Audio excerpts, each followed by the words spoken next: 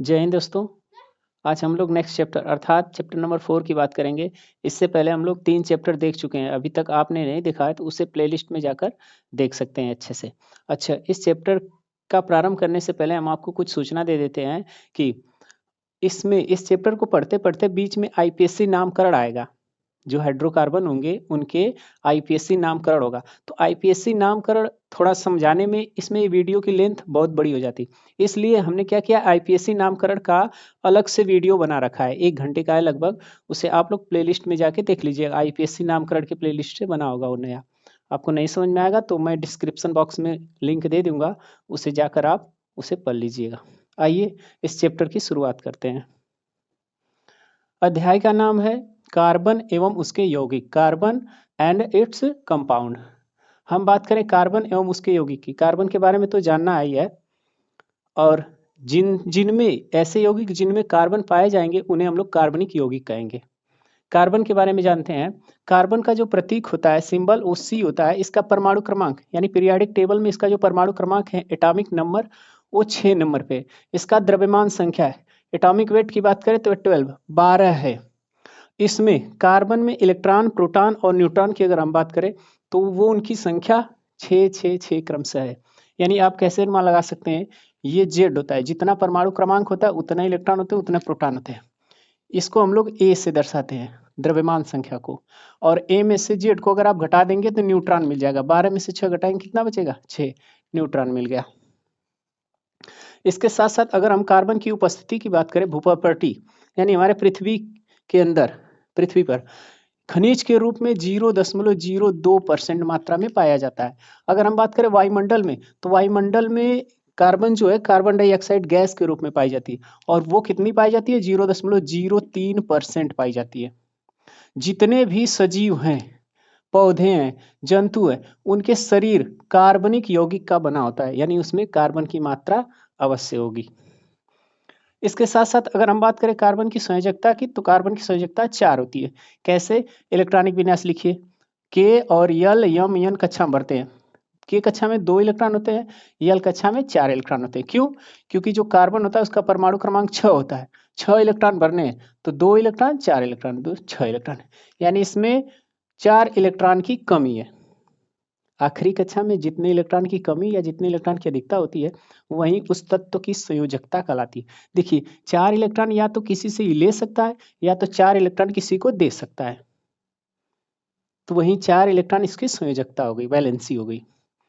लेकिन कार्बन के लिए न 4 इलेक्ट्रॉन किसी से लेना और न 4 इलेक्ट्रॉन किसी को देना, ये दोनों इसके लिए कठिन कार्य है। तो आखिरकार ये एक दूसरे से जुड़ते कैसे हैं, एक दूसरे के साथ बंध कैसे बनाते हैं? तो ये एक दूसरे के साथ ससंयोजी बंध द्वारा बंधे होते हैं। ससंयोजी बंध कैसे बनते हैं? इलेक्ट्रॉनों की साझेदारी से। यानी ये इलेक्ट्रॉन ये किसी को देगा और उतना इलेक्ट्रॉन इससे लेगा, यानी उस इलेक्ट्रॉन पर दोनों लोगों का हक होगा। उसको हम एग्जाम्पल के माध्यम से देखेंगे। चलिए देखते हैं इसको एग्जाम्पल से। जैसे H2 का बनना, ये H2 कैसे बनते हैं? जैसे H2 है, हाइड्रोजन है और हाइड्रोजन है। हाइड्रोजन का परमाणु क्रमांक 1 होता है। इसका परमाणु अगर इलेक्ट्रॉनिक विन्यास लिखेंगे तो 1 होगा। इसके लास्ट कक्षा में 1 इलेक्ट्रॉन, इसके भी लास्ट कक्षा में 1 इलेक्ट्रॉन। ये क्या करेगा? इसको अपना इलेक्ट्रॉन दे देगा। ये क्या करेगा? इससे 1 इलेक्ट्रॉन ले लेगा।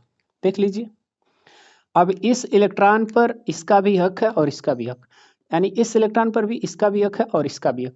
ये हुआ इलेक्ट्रॉन की साझेदारी, शेयरिंग। इलेक्ट्रॉन शेयरिंग से ये लोग जो बॉन्ड बनाते हैं, यानी यहाँ पर 1 इलेक्ट्रॉन की साझेदारी हुई, सिंगल बॉन्ड। तो ये आपको ये जो बंध दिख रहा है, एकल आबंध है, सिंगल बॉन्ड, और इसको बोलेंगे हम लोग ससंयोजी बंध। ससंयोजी बंध, और ससंयोजी बंध द्वारा जो यौगिक बंधे होते हैं उन्हें हम लोग ससंयोजी यौगिक भी कहते हैं। चलिए, इसका पहला एग्जांपल हो गया। दूसरा एग्जांपल देखते हैं, O2 का बनना।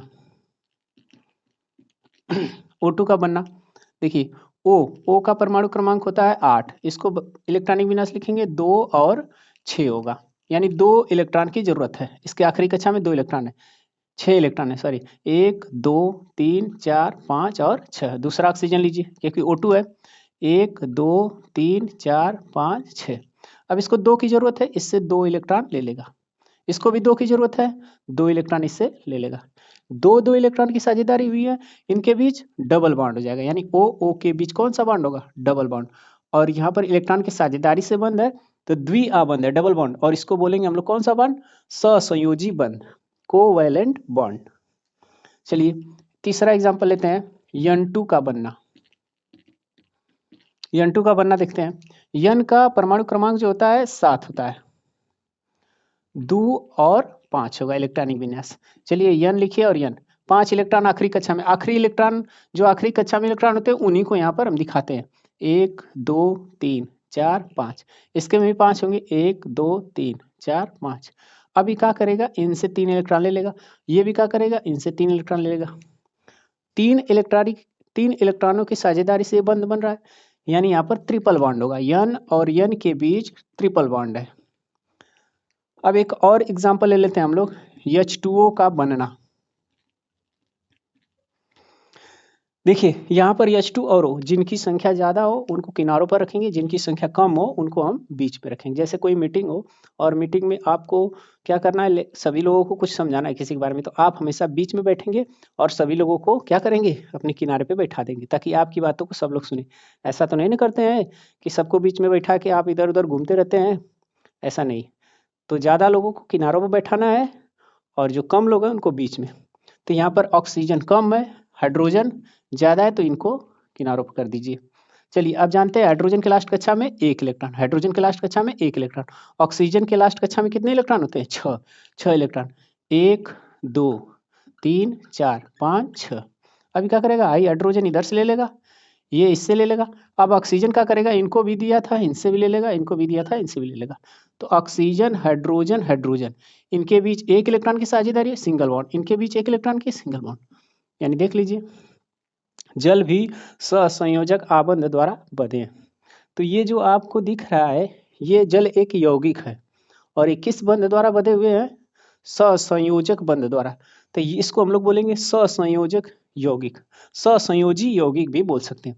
अच्छा, सहसंयोजी यौगिक के कुछ गुण को लिखने के लिए बोलता है, तो इसका गलनांक और क्वथनांक दोनों कम होते हैं। ये गलनांक और क्वथनांक क्या होता है, गलनांक और क्वथनांक, गलनांक का मतलब जिस पॉइंट पे वो गलने लगे, जिस पॉइंट पर वो क्या होने लगे, गलने लगे। और क्वथनांक, क्वथनांक का मतलब जिस पे वो उबलने लगे उसी को बोलते हैं। और ये विद्युत के कुचालक होते हैं, विद्युत का कुचालक, विद्युत का कुचालक मतलब इसमें से विद्युत प्रवाहित नहीं होगी, लेकिन अगर इसमें कुछ अशुद्धियाँ मिला दी जाएगी तो विद्युत के ये चालक हो जाएंगे। चलिए आइए आगे बढ़ते हैं। कार्बन की सर्वतोमुखी प्रकृति, बोलता है कार्बन की सर्वतोमुखी प्रकृति क्या है, क्यों, क्योंकि इसके पास श्रृंखलन का गुण होता है, इसके साथ साथ इसकी 4 संयोजकता होती है, इसलिए ये सर्वतोमुखी प्रकृति है। क्यों, श्रृंखलन, श्रृंखलन का मतलब होता है ये कार्बन है, इस तरह से अगले कार्बन के साथ जुड़ता जाएगा जुड़ता जाएगा जुड़ता जाएगा, ये कार्बन की श्रृंखला बनाती जाती है अनंत तक, इसलिए इसमें श्रृंखलन का गुण पाया जाता है। अब इधर बना रहा है इधर भी बनाने लगेगा, इधर भी बनाने लगेगा, इधर इधर बना रहा है इधर भी बनाने लगेगा, इसमें श्रृंखलन का गुण पाया जाता है इसलिए। और ये जो श्रृंखलन होता है या तो सीधी श्रृंखला बना सकता है, या तो शाखित श्रृंखला बना सकता है, या तो वलय, यानी कार्बन कार्बन एकदम सीधी जाने लगेगा तो ये सीधी श्रृंखला होगा। शाखित श्रृंखला का मतलब यही में से कार्बन निकलने लगेंगे, इधर जाने लगा, फिर यहाँ से शाखा निकलेगी, फिर यहाँ से, इस तरह से शाखित श्रृंखला। वलय श्रृंखला का मतलब हुआ कार्बन कार्बन ये जो होंगे ये वलय का निर्माण करेंगे। धीरे धीरे आगे आपको इस तरह से पढ़ते जाना है। अचतुः संयोजकता का मतलब कार्बन की जब 4 संयोजकता है तो एक कार्बन एकल परमाणु वाले, मतलब लास्ट कक्षा में जिनको 1 इलेक्ट्रॉन की कमी होगी, हाइड्रोजन जैसे, उनसे कम से कम 4 बंध द्वारा जुड़ा हो सकता है। कार्बन की संयोजकता 4 है तो ये 4 बंध द्वारा बधा सकता है, जैसे हाइड्रोजन से। देख लीजिए CH4 की संरचना हम आपको दिखा देते हैं। CH4 C H आपको चारों तरफ रखना है, बीच में जो छोटा है कम है उनको रखना है। तो कार्बन के लास्ट कक्षा में कितने इलेक्ट्रॉन होते हैं, 4, 1 2 3 और आई 4। हाइड्रोजन में 1 हाइड्रोजन 1 हाइड्रोजन 1 हाइड्रोजन 1, ई हाइड्रोजन इससे ले लेगा, ई हाइड्रोजन इससे ले लेगा, ई हाइड्रोजन इससे ले लेगा, ई हाइड्रोजन इससे ले लेगा। कार्बन क्या करेगा, सब में से एक एक एक एक ले लेगा। अब देख लीजिए यहाँ पर कार्बन और हाइड्रोजन के बीच, कार्बन और हाइड्रोजन के बीच सिंगल बॉन्ड, कार्बन हाइड्रोजन के बीच सिंगल बॉन्ड, कार्बन नाइट्रोजन के बीच सिंगल बॉन्ड, कार्बन नाइट्रोजन के बीच सिंगल बॉन्ड, यानी 4 बॉन्ड से जुड़ा हुआ हाइड्रोजन जैसे तत्व से, इसलिए इसकी चतुस्संयोजकता मतलब चारों तरफ संयोजकता होती है। तो ये कार्बन की सर्वतोमुखी प्रकृति थी। इसको उतार लीजिए, आगे बढ़ते हैं। आइए अब हम लोग हाइड्रोकार्बन के बारे में जानते हैं। हाइड्रोकार्बन, देखो नाम से ही लग रहा है हाइड्रोकार्बन। हाइड्रो मतलब हाइड्रोजन, कार्बन मतलब सी मतलब कार्बन। हाइड्रोकार्बन किसे कहते हैं? जो हाइड्रोजन और कार्बन से मिलकर बने हो उन्हें कहते हैं हाइड्रोकार्बन। और हाइड्रोकार्बन दो प्रकार के होते हैं। एक होता है संतृप्त हाइड्रोकार्बन। दूसरा जो होता है असंतृप्त होता है। अच्छा, जो संतृप्त होते हैं उनमें कार्बन कार्बन के बीच सिंगल बॉन्ड होता है। और जो असंतृप्त होता है ये दो प्रकार के होते हैं। एक जिसमें कार्बन और कार्बन के बीच डबल बॉन्ड हो, और एक और होता है जिनमें कार्बन कार्बन के बीच कौन सा हो? ट्रिपल बॉन्ड हो। फिर से सुनिए, हाइड्रोकार्बन किसे कहते हैं? जो हाइड्रोजन और कार्बन से मिल के बना हो उन्हें हाइड्रोकार्बन यौगिक कहते हैं। हाइड्रोकार्बन दो प्रकार के होते हैं, एक संतृप्त होता है, एक असंतृप्त होता है। संतृप्त जिनमें कार्बन और कार्बन के बीच एकल आबंध हो। एकल आबंध का मतलब उनमें एक इलेक्ट्रॉन की साझेदारी हुई हो। अच्छा, असंतृप्त हाइड्रोकार्बन दो प्रकार के होते हैं। कार्बन कार्बन के बीच जब डबल बॉन्ड यानी दो इलेक्ट्रॉनों की साझेदारी हुई हो, कार्बन कार्बन के बीच जब तीन इलेक्ट्रॉनों की साझेदारी हुई हो, उन्हें हम असंतृप्त हाइड्रोकार्बन कहेंगे। अच्छा, इसको हम लोग सिंगल बॉन्ड होगा तो इसको एल्केन ग्रुप भी कह सकते हैं। जितने भी संतृप्त होते हैं उनको एल्केन बोलते हैं। असंतृप्त में ये जो डबल बॉन्ड रहेगा उसको हम लोग एल्कीन बोलेंगे, इसको बोलेंगे एल्काइन। और एल्केन का पूछता है सामान्य सूत्र लिखिए, तो CnH2n+2 होता है। एल्केन का सामान्य सूत्र लिखिए, CnH2n, बस इतना होता है। इसका होता है CnH2n-2 होता है।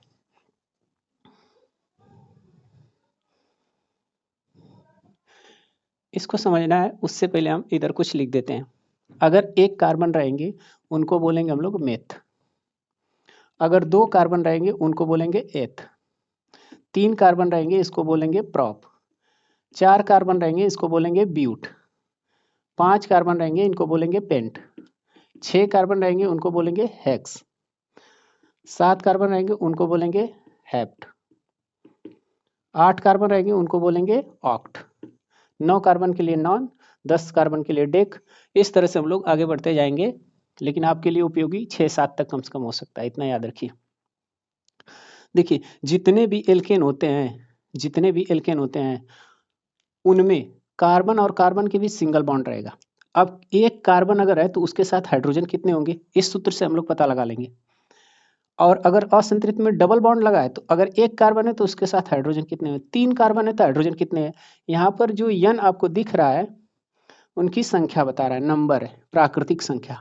जैसे मान लीजिए C एक लेते हैं, n का मान कितना हो गया यहाँ पर, n का मान 1 हो गया, तो H कितने हो जाएंगे, n का मान यहाँ रखिए 1, 2 का गुणा 1 में करेंगे 2 जोड़े, यानी दोगुना करके 2 जोड़ दीजिए। दोगुना करके 2 जोड़ना है तो कितना हो जाएगा, 1 का 1 में दोगुना करेंगे 2 और 2 कितना हो जाएगा 4। आप लिखते हैं इसी को कि नहीं, CH4। चलिए एक और लिखते हैं। अगर हम लिखते, ये सामान्य सूत्र आपको याद रखना है। अगर कार्बन की संख्या 2 हो जाए, यानी n का मान कितना हो गया 2, जब कार्बन की संख्या 2 हो जाएगी तो हाइड्रोजन की संख्या कितना हो जाएगी, बस दोगुना करके 2 जोड़ना है, 2 दूना 4, 2 कितना हो जाएगा 6, हाइड्रोजन कितना हो जाएगा 6। कार्बन की संख्या 3 है, हाइड्रोजन कितना हो जाएगा, दोगुना करके 2 जोड़िए 8 हो जाएगा। कार्बन की संख्या 4 है, हाइड्रोजन कितना हो जाएगा 10। इस तरह से आपको ये जो दिख रहे हैं आपको, ये पूरे एल्केन ग्रुप के हैं। ये सब संतृप्त हाइड्रोकार्बन यौगिक कहलाते हैं। संतृप्त हाइड्रोकार्बन यौगिक हाइड्रोजन और कार्बन से मिलकर बने होंगे, उनका सामान्य सूत्र अगर इसका पालन कर रहा है तो ये एल्केन ग्रुप का कहलाएगा। चलिए इस तरह से इसका भी देखते हैं। ये सामान्य सूत्र है, बस जो n का मान होगा उसका दुगुना करना है। एक कार्बन रहेगा तो हाइड्रोजन कितना होगा, एक n का मान 1 है तो दुगुना कर देंगे बस 2। लेकिन आपको एक बात यहाँ ध्यान रखनी है, एक कार्बन के साथ 2 हाइड्रोजन नहीं जुड़ सकता, क्योंकि अगर एक कार्बन है उसकी संयोजकता कितनी होती है 4, तो एक हाइड्रोजन 2 हाइड्रोजन, 2 ठे बंध बना लिया, हाई 2 बंध कहाँ गए, तो ये सूत्र क्या है, गलत है। एल्कीन में ये सूत्र नहीं बनता है। चलिए 2 लेते हैं, कार्बन की संख्या 2 हो जाए, यानी n का मान 2 हो गया। अब बस दुगुना करना, हाइड्रोजन कितने हो जाएंगे 4। इसको अगर हम स्ट्रक्चर इसका बनाए तो देखो, कार्बन और कार्बन, 2 ठे कार्बन हो गया, कार्बन कार्बन के बीच कितना बॉन्ड बनाना है? 2, डबल बॉन्ड बना देंगे। हाइड्रोजन कितने जोड़ने हैं? 4। तो देखो इस कार्बन की संयोजकता 4 होनी चाहिए, 1 2 3 और आई 4। इसकी भी 4 होनी चाहिए, 1 2 3 आई 4। जहाँ आपको दिख रहा है यहाँ पर खाली स्थानों पर H भर दीजिए, ये हो गया C2H4। जैसे यहाँ पर इसका भी आप स्ट्रक्चर बना सकते हैं, C2H6 का हम इधर बना दे रहे हैं, C2H6 का C2 यानी 1 और 2, इनके बीच सिंगल बॉन्ड देना है। अब देखिए कार्बन का 4 पूरा होना चाहिए, 1 2 3 4। इस कार्बन का, ये दोनों के लिए है। इस कार्बन का देखते हैं 1 2 3 और 4। जहाँ खाली स्थान है वहाँ हाइड्रोजन लगा दीजिए। देख लीजिए 2 कार्बन और कितने हाइड्रोजन है? 6 हाइड्रोजन है। आइए इस प्रकार इसका देखते हैं, C3 है तो H कितना होगा? बस दुगुना कर देंगे, 6 हो जाएगा। चलिए इसका स्ट्रक्चर बनाते हैं, C3H6 का 1 2 3, 3 कार्बन है, 1 2, बस डबल बॉन्ड है तो एक जगह बस डबल बॉन्ड, एक जगह बस डबल बॉन्ड बना दीजिए। अब हाइड्रोजन लगा दीजिए, कितने? कार्बन का 4 पूरा होना चाहिए, 1 2 3 आई 4। इसका कार्बन का 4, 1 2 3 और आई 4। इसका 1 2 3 और आई 4 हो गया। जहाँ खाली स्थान है वहाँ हाइड्रोजन लगा दीजिए। देख लीजिए C3H 3 3 6, C3H6 आ गया। अगर C4 होता तो H कितना हो जाता? 8। यानी इसमें एक डबल बॉन्ड जरूर होगा। ये एल्किन ग्रुप का हाल है। आइए एल्काइन का देखते हैं। एल्काइन में क्या होगा? इसका समान सूत्र आपको याद रखना है, दुगुना करके 2 घटाना है इसमें। देखिए जैसे इसमें C1H कितना हो जाएगा? दोगुना करिए और 1 घटाइए, कितना हो जाएगा? दोगुना करके 2 घटाना है, तो उत्तर दोगुना करेंगे तो 2 ही होगा, घटा देंगे 0। ये क्या होगा? गलत होगा, ऐसा सूत्र नहीं बनेगा। C2 लेते हैं, H कितना बन जाएगा? दोगुना करना है बस, कितना हो जाएगा? 4। इसका संरचना सूत्र बनाते हैं, स्ट्रक्चर C 2 ठो C और इनके बीच कौन बॉन्ड होगा? 3, क्योंकि 3 इलेक्ट्रॉन की साझेदारी होगी। जो 1 इलेक्ट्रॉन होगा वो हाइड्रोजन से इधर बना लेगा, जो 1 इलेक्ट्रॉन होगा इधर हाइड्रोजन से। देखो कार्बन का 4 पूरा होना चाहिए, 3 ये 1 4, इसका 3 ये 1 4, ये हो गया। अगर कार्बन 3 है तो हाइड्रोजन कितना होगा? दोगुना करके 2 घटाना है, 3 दूना के 6 कितना हो जाएगा? 4 हो जाएगा। जैसे देखिए 3 कार्बन 1 2 3, एक जगह 3 ट्रिपल बॉन्ड लगा दीजिए और हाइड्रोजन लगाइए। इस कार्बन का 3 पूरा, 1 हाइड्रोजन बना लेगा। इस कार्बन का 3 1 पूरा है, इस कार्बन का 1 2 3 है 4 हो गया। देख लीजिए गिनिए कार्बन कितने हैं? 1 2 3, हाइड्रोजन कितने? 1 2 3 4। इस तरह से हम लोग इसका स्ट्रक्चर बनाते हैं। आइए अब नामकरण करते हैं, नाम भी इसी जगह देख लेते हैं। देखिए जैसे जितने भी संतृप्त होंगे सिंगल बॉन्ड उनके कार्बन कार्बन के बीच होगा, और जितने भी एल्केन होंगे उनमें हम लोग एन लगाते हैं। एल्केन का होता है, एल्केन में एन लास्ट में जुड़ता है, एल्कीन में इन लास्ट में जोड़ेंगे, और एल्काइन में लास्ट में आइन जोड़ेंगे। आइन आइन मतलब YNE जोड़ेंगे। IPSC अगर आपको अच्छे से जानना है तो आप प्लेलिस्ट में जो लिंक दिया है उसको आप लोग अच्छे से क्लिक करके पढ़ लीजिए। IPSC बहुत अच्छे से उसमें हमने समझाया है वीडियो। चलिए देखिए अब इसका नामकरण करते हैं। CH4 का नाम क्या है? एक कार्बन के लिए क्या है? मेथ, हम लिखेंगे मेथ। और एल्केन ग्रुप का है, सिंगल सिंगल बॉन्ड है कार्बन कार्बन के बीच, क्या लगा देंगे? एन लगा देंगे, बस इसका नाम हो जाएगा मेथेन। इसको देखिए दो कार्बन के लिए क्या है? एथ, तो लगाएंगे ETH, और इनके बीच सिंगल बॉन्ड है, लास्ट में क्या जोड़ना है? एन, इथेन हो जाएगा। तीन कार्बन के लिए क्या है? प्रोप, और लास्ट में क्या जोड़ देना है? एन, इसका नाम क्या हो जाएगा? प्रोपेन। चार कार्बन के लिए क्या होता है? ब्यूट, एन लगा देंगे, ब्यूटेन हो जाएगा। इसी तरह इसका नाम देखते हैं, इसका तो नहीं करेंगे, दूसरा इसका नाम देखते हैं C2H4। C2 दो कार्बन के लिए एथ, और इसमें लास्ट में क्या लगाना है हमको? इन, क्या नाम हो जाएगा? एथीन। चलिए तीन कार्बन के लिए क्या है वहां पे? प्रोप, प्रोप लगा देंगे, लास्ट में क्या लगाएंगे? इन। यहाँ पर डबल बॉन्ड है इसलिए इन लगाएंगे, और इसका नाम क्या हो जाएगा? प्रोपीन हो जाएगा। इस तरह से आप इसका लिखिएगा। इसकी बात करते हैं एल्काइन में आइन लास्ट में जोड़ना है। देखिए यहाँ पर C2H4 का लिखते हैं हम, C2 क्या नाम हो जाएगा? एथ, और आइन जोड़ देंगे YNE, एथाइन हो जाएगा। C3H4, C3 का मतलब क्या हुआ? प्रोप, लास्ट में आइन जोड़ देंगे, प्रोपाइन हो जाएगा। इस तरह से हम लोग असंतृप्त संतृप्त का नामकरण भी कर लेते हैं। उम्मीद है आप अच्छे से समझ गए होंगे। स्क्रीनशॉट कीजिए, आगे बढ़ते हैं।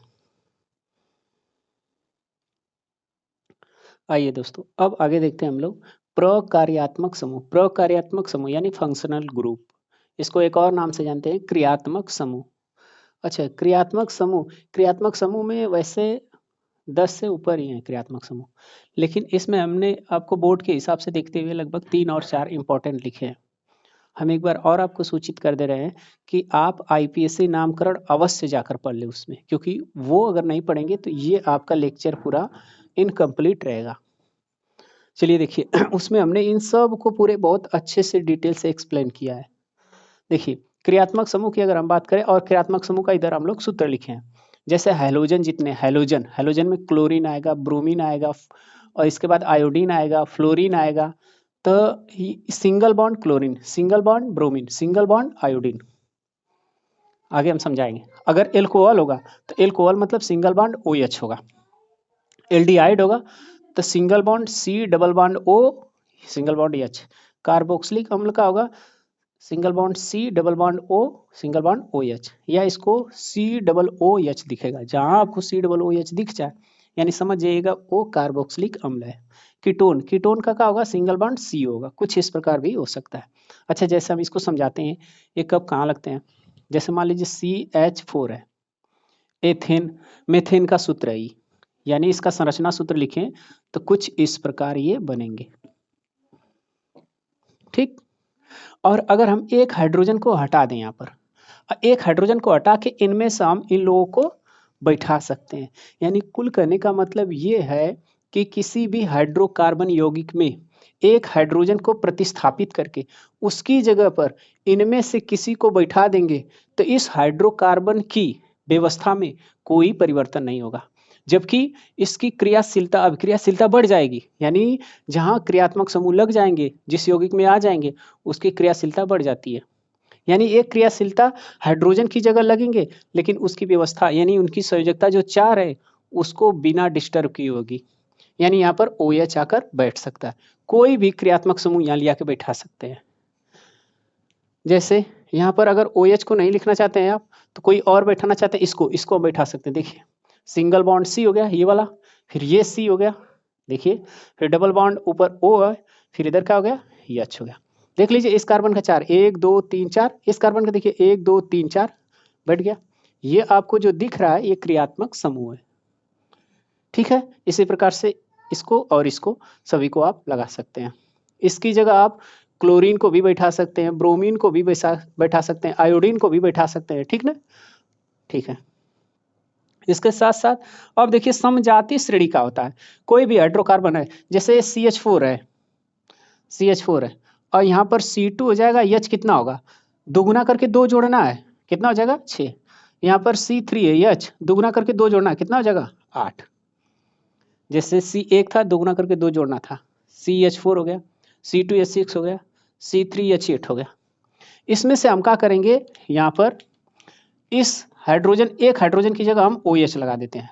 और इसकी संरचना हम बनाने जा रहे हैं। C2 हो गया, H कितने लग जाएंगे, देखिए आप लगा लीजिए, 1 2 3 4 5 6, 6 हाइड्रोजन हो गए। एक हाइड्रोजन हटाइए और उसकी जगह भी OH लगा दीजिए। C3H8 का भी बनाइए, 1 2 3, इसमें भी हाइड्रोजन बैठाइए, 1 2 3 4 5 6 7 8, 8 हो गए। एक हाइड्रोजन को हटाइए, वहां पर क्या करिए, OH बैठा दीजिए।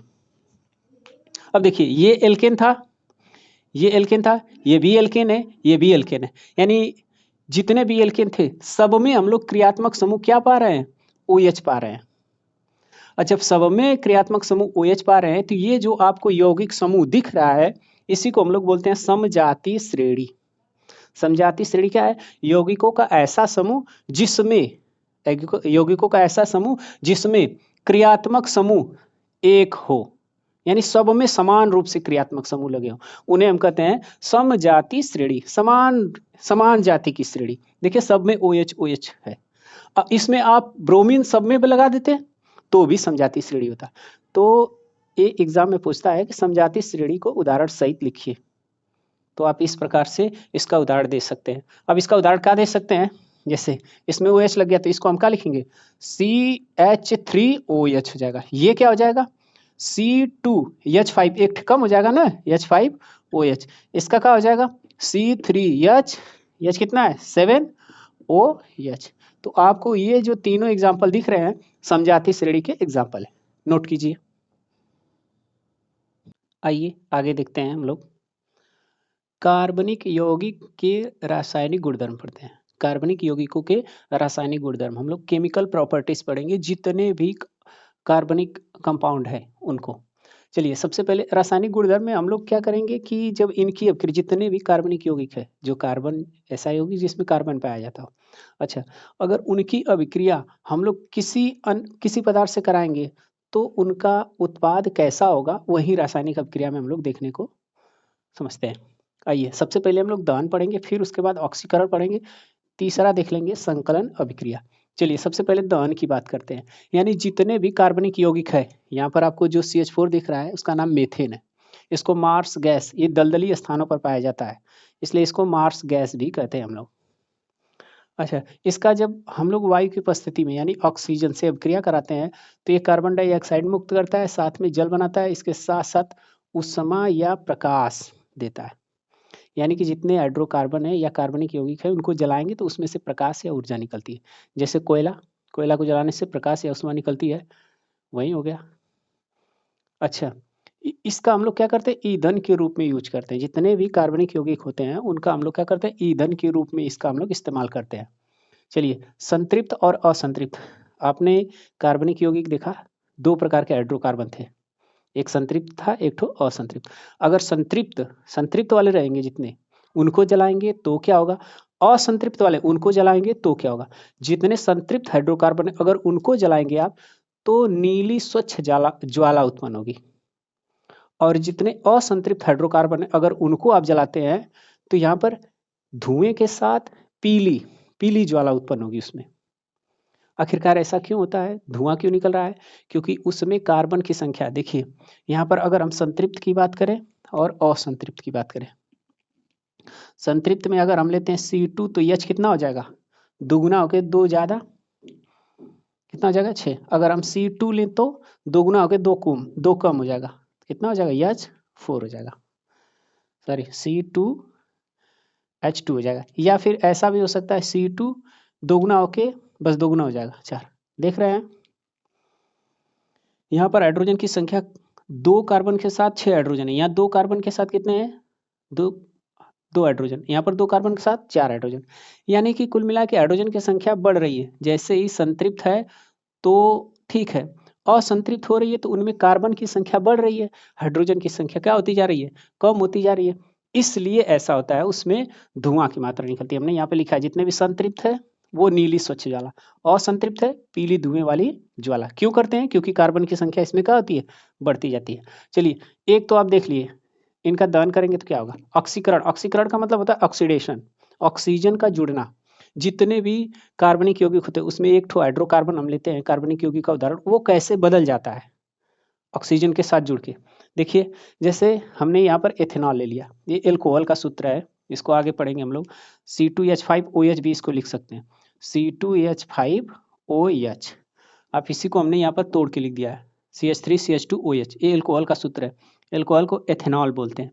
ये क्या करता है, हाई पोटेशियम परमैंगनेट और पोटेशियम डाइक्रोमेट, या तो ये लीजिए या तो ये उत्प्रेरक काम करते हैं। इनकी उपस्थिति में ये बदल जाता है किसमें, एथेनोइक अम्ल में। ये हम लोग कार्बनिक यौगिक के रासायनिक गुणधर्म पढ़े, उसमें ऑक्सीकरण देख रहे हैं। ऑक्सीकरण मतलब ऑक्सीजन के साथ जुड़ के जो एथेनॉल होता है वो किसमें बदल जाता है, एथेनोइक अम्ल में। किनकी उपस्थिति में, पोटेशियम परमैंगनेट या पोटेशियम डाइक्रोमेट, ये उनका सूत्र, इनकी उपस्थिति में। ये उत्प्रेरक है, उत्प्रेरक जानते हैं, जो अभिक्रिया में भाग नहीं लेते हैं, जबकि अभिक्रिया के वेग को बढ़ा भी सकते हैं और घटा भी सकते हैं। चलिए संकलन अभिक्रिया। संकलन अभिक्रिया बिल्कुल एडिशन रिएक्शन से मिलता जुलता है, यानी संयोजन अभिक्रिया से, यानी उसके साथ कुछ भी जुड़ के वो क्या करता है, एकल उत्पाद का निर्माण करता है। जैसे देखिए यहाँ पर डबल बॉन्ड है, यहाँ पर कौन से कार्बन कार्बन के बीच सिंगल बॉन्ड। ये जो आपको दिख रहा है असंतृप्त है, और ये आपको जो बन गया वो कौन सा हो गया, संतृप्त हो गया। यानी असंतृप्त से संतृप्त बनने की क्रिया यहाँ पर कौन सी अभिक्रिया कहलाएगी, संकलन अभिक्रिया। और असंतृप्त से अगर आप संतृप्त बनाना है तो उसमें हाइड्रोजन को क्या करना होगा, जोड़ना होगा। किसकी उपस्थिति में, निकिल या पैलेडियम की उपस्थिति में। 200 डिग्री सेल्सियस इसका तापमान भी होना चाहिए। अच्छा, देखिए यहाँ पर कार्बन और कार्बन के बीच डबल बॉन्ड हो गया, हाइड्रोजन इस कार्बन का 1 2 3 4 यहाँ पर पूरा है संयोजकता। इस कार्बन का 1 2 3 4 इसमें देखिए एक कार्बन का 1 2 3 4 इस कार्बन में देखिए 1 2 3 4 हाइड्रोजन यहाँ पर पूरा है। एक और उदाहरण लेते हैं हम लोग C ट्रिपल बॉन्ड C। हाँ बता सकते हैं ये असंतृप्त हाइड्रोकार्बन। असंतृप्त को किस में बदलना है? संतृप्त में। इसमें कितने हाइड्रोजन जोड़ देंगे? कम से कम 2 हाइड्रोजन जोड़ देते हैं। चलिए देखिए कार्बन और कार्बन के बीच सिंगल बॉन्ड हो जाना चाहिए। अब यहाँ पर जितने खाली स्थान है वहाँ पर हाइड्रोजन लगा दीजिए। 1 2 3 4 5 6 यहाँ पर कितने हैं? 1 2 2 4 यानी यहाँ पर कितने 4 हाइड्रोजन जुड़े। तब ई जाके असंतृप्त से क्या बन गया? संतृप्त। और इनका नामकरण तो आप पीछे पढ़े ही हैं। इसका नाम हो जाएगा एथीन। इसका नाम एथेन। 3 कार्बन कार्बन के बीच है, 2 कार्बन है, 2 कार्बन के लिए क्या लगाते हैं? एथ। और 3 बॉन्ड हो तो क्या लगाएंगे? आइन। एथाइन है। यह क्या है? एथेन है। नोट कीजिए, आगे बढ़ते हैं। आइए कुछ महत्वपूर्ण कार्बनिक यौगिक देखते हैं। कुछ कार्बनिक यौगिक आपको देखने हैं, लेकिन जो इंपॉर्टेंट होंगे वही आपको देखने होंगे, जिसमें से हम 2 कार्बनिक यौगिक लेकर चलेंगे। पहला जो आपको दिख रहा है इथेनॉल और दूसरा लेंगे एथेनोइक अम्ल। 2 अम्ल है, एग्जाम व्यू से बहुत इंपॉर्टेंट है, इसलिए यहाँ पर लिखा गया है कुछ महत्वपूर्ण कार्बनिक यौगिक। अच्छा, इथेनॉल की बात करें, इसी को हम लोग एल्कोहल बोलते हैं। इसका सूत्र क्या होता है? C2H5OH। कुछ इस प्रकार इसको भी लिख सकते हैं CH3CH2OH। जब रासायनिक अभिक्रिया कराएंगे आप रिएक्शन, तो आपको इस तरह से दिखाना होगा। चलिए अगर इसके हम भौतिक गुणधर्म और रासायनिक गुणधर्म 2 चीज देखेंगे। भौतिक गुणधर्म, आइए फिजिकल प्रॉपर्टीज देखते हैं। ये रंगहीन होता है। रंगहीन का मतलब इसका कोई रंग नहीं होता है। जैसे जल होता है, जल का कोई रंग नहीं होता है, यानी उसमें कोई अन्य पदार्थ मिलाते हैं तब उसका रंग अलग अलग प्रकार का बन जाता है। इसके साथ साथ ये जलने वाली इसमें से गंध आती है, ये जल में घुलनशील है। जो एल्कोहल होता है, दारू होता है, वो जल में घुलनशील होता है। इसके साथ साथ उदासीन प्रकृति का होता है। उदासीन का मतलब न अम्लीय न क्षारीय, पीएच मान जिसका 7 हो वो न्यूट्रल हो सकता है। अच्छा, इसमें हमने कहा कि जल में घुलनशील, जल में घुलनशील इतना ज़्यादा ये घुलनशील होता है कि मान लीजिए कि आधा लीटर आप इसमें ले लीजिए जल, ठीक, और दूसरे बर्तन में ले लीजिए इसमें आधा लीटर एल्कोहल यानी दारू, और दोनों को आपस में मिला दीजिए। तो जो बर्तन में ये होगा विलयन, वो कितने लीटर का होगा? जाहिर सी बात है आधा आधा कितना लीटर का हो जाएगा? 1 लीटर। लेकिन नहीं, 1 लीटर से यहाँ पर विलयन का होता है थोड़ा कम पाया गया। ये बहुत इंपॉर्टेंट पॉइंट है, ये एग्जाम में नहीं पूछता है, ये रोचक तथ्य है। यानी कि अगर किसी जल में एल्कोहल की मात्रा मिलाते हैं तो आधा आधा लीटर अगर मिलाएं आप, तो पाएंगे जो विलयन प्राप्त होगा टोटल, वो 1 लीटर ना होके क्या होगा? 1 लीटर से थोड़ा कम होगा। ये द्रव्यमान संरक्षण नियम को फेल नहीं करता है, याद रखिएगा। ये मात्रा देखिए, मात्रा मतलब इसमें जल के अणुओं में इतना जाके घुल जाता है क्योंकि घुलनशील है जल में, इसीलिए। अच्छा, प्रभाजी आसवन विधि द्वारा इसको आप अलग भी कर सकते हैं। प्रभाजी आसवन विधि कक्षा 9 में है, आप उसे पढ़ सकते हैं। चलिए रासायनिक गुणधर्म देखते हैं। यानी रासायनिक गुणधर्म, एल्कोहल की क्रिया हम किसी अन्य तत्व से कराते हैं या पदार्थ से कराते हैं तो क्या उत्पाद बनता है वो देखते हैं हम लोग रासायनिक गुणधर्म में। सोडियम से क्रिया करा देते हैं इसकी, CH3CH2OH है, इसकी सोडियम से क्रिया कराते हैं। कैसे कराएंगे? देखिए CH3CH2OH, अब इतना जो दिख रहा है इसको मान लीजिए माइनस, और अकेला हाइड्रोजन का होता है प्लस।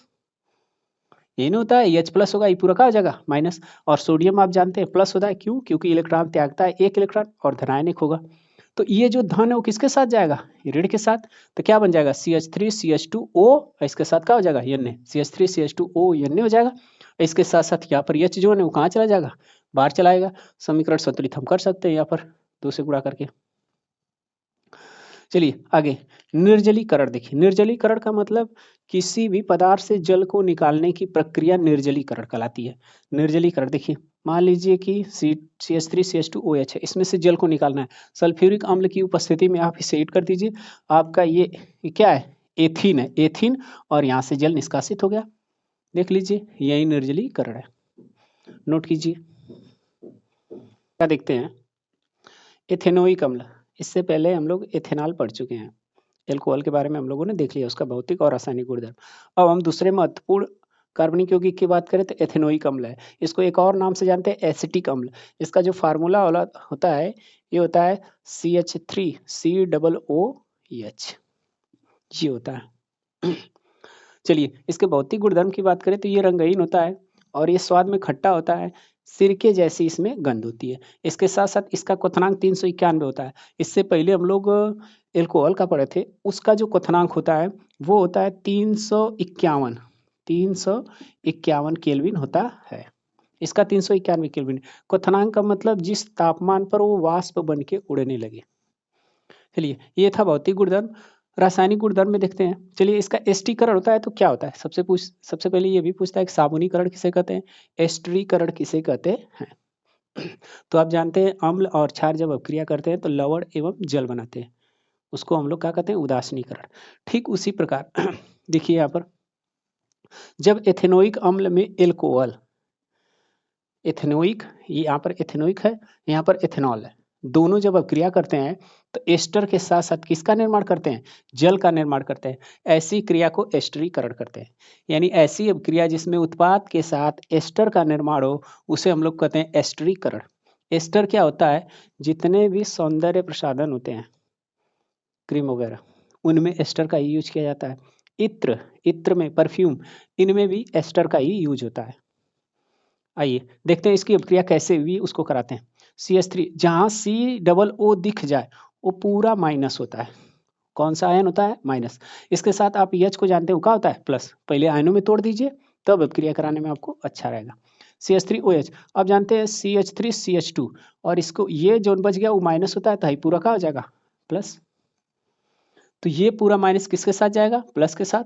और आइए दोस्तों साबुन और अपमार्जक के बारे में देखते हैं। बोर्ड में पूछा हुआ कई बार क्वेश्चन है, आगे पूछने की संभावना ज़्यादा है। देखिए पूछता है कि साबुन और अपमार्जक में कोई 2 अंतर या 3 अंतर लिखिए, या फिर पूछ देता है कि साबुन और अपमार्जक दोनों में कोई डिफरेंस क्या क्या है। आइए देखते हैं साबुन एवं अपमार्जक में अंतर देखते हैं। साबुन लंबी श्रृंखला वाले कार्बोक्सिलिक अम्लों के सोडियम पोटेशियम लवण होते हैं।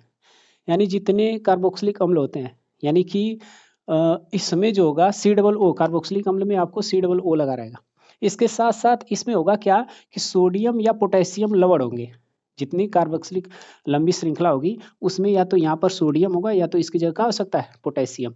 हाँ एक बात जान जाइए, साबुन 2 प्रकार के होते हैं, एक धोने वाला और एक स्नान करने वाला, नहाने वाला होता है।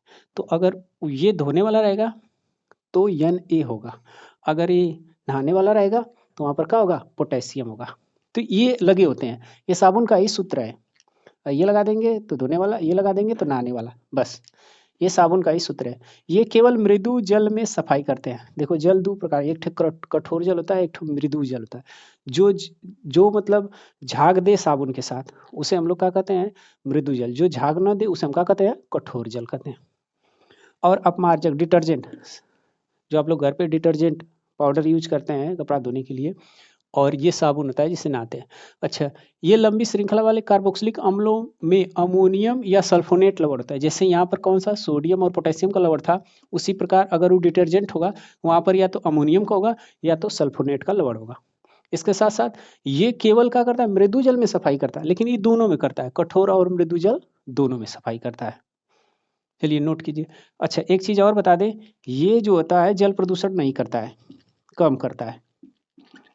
ये जल प्रदूषण बहुत कम करता है, लेकिन ये जल प्रदूषण बहुत ज़्यादा करता है, अपमार्जक। नोट कीजिए। आइए दोस्तों आगे देखते हैं। हम लोग साबुन की सफाई प्रक्रिया देखते हैं, यानी कपड़े में जो मैल होती है उसको आसानी से साबुन या निरमा डिटर्जेंट जो होता है वो अच्छे से उसे क्या कर देता है, क्लीन कर देता है।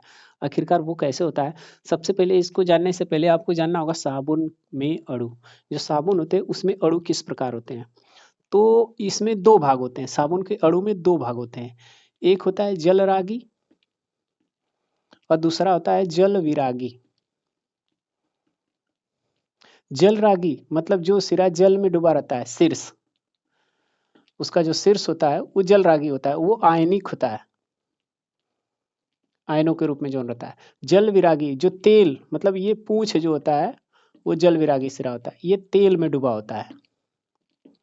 अच्छा इसकी संरचना अगर हम बताएं तो कुछ इस प्रकार, ये आयनिक हिस्सा है, इसका शीर्ष है, आयनिक का मतलब जैसे साबुन होता है तो उसमें सोडियम या पोटेशियम के लवण होते हैं, तो मान लीजिए Na+ है, ये आयनिक भाग है।